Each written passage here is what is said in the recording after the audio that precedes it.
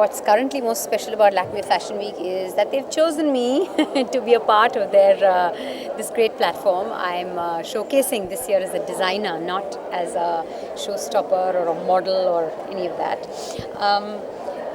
What's special about this platform is I think Lakme owns fashion, and they've got tie-ups with the best designers from all over the country. And as we saw in the presentation a little while earlier, when you have a company like Lakme backing fashion, I think you can't go wrong with it. Well, you know, I've been wearing sarees for the last 10 years, a lot. And sarees have somehow become associated with me, and so I decided to put together a collection, and I honestly started designing about 5 months ago. And I opened my own store, and the store is doing very well. Exhibitions are also doing well, and so I just applied, see if I could be a part of the emerging designer setup over here in Lakme Fashion Week, and I got selected to be a part of the main stage, and I'm really looking forward to that. It's going to be a special show for me because this marks my debut.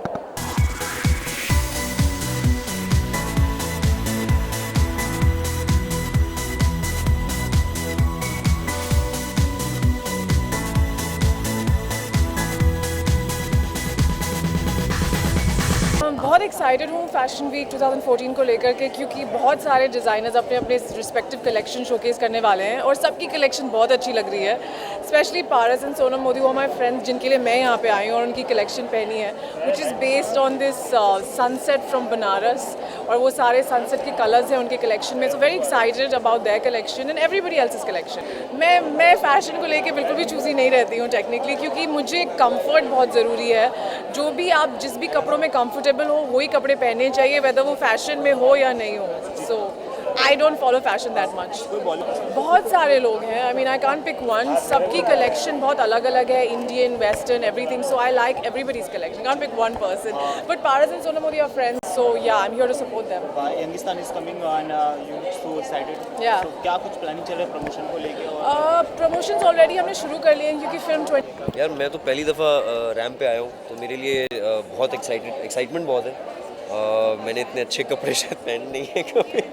तो it's nice. शायद एक लौता लड़का हूँ इस पूरे hall में. तो they very beautiful women and beautiful dresses, but my credit goes to Kunal Anil Tanna, हमारे डिज़ाइनर हैं, और उन्होंने बड़ी इंटरेस्टिंग चीज़ ली है. ब्लू पॉटरी होती है, जयपुर में बहुत फेमस है. हम लोग की you know, a lot of crockery you'll see which has blue pottery. So he's taken that idea and उसको इसमें clothes wear में, especially men's wear में, he's used it. So I think that's genius. मैं पहना हूँ, you can see.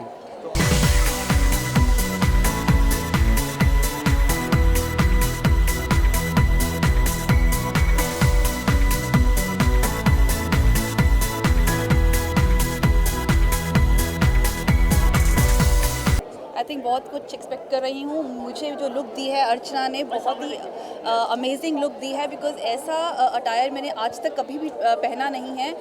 ये Paris Amur का जो थीम रखा है इन्होंने, और जो मेरा कॉस्ट्यूम अगर आप देख रहे हैं तो आई थिंक इट्स ब्यूटीफुल. बहुत सुंदर कलर्स हैं इसमें, और बहुत कंफर्टेबल है. तो मेरे लिए कंफर्ट बहुत ज़रूरी होता है हमेशा. तो I think this is really comfortable, it's beautiful, और मुझे खुद को बहुत खूबसूरत फील हो रहा है. I think sari is a very Indian garment. Like when we look at any other garment, it comes from all over the world. We are inspired by the whole world, but a sari comes out of India. So I find sari as one of the most beautiful garments ever. So that even this garment is a sari, but with a modern interpretation to it. I think that's what we need to do. We need to interpret all the global trends, but with a little bit of India. And sari is a little bit of India, as you rightly said.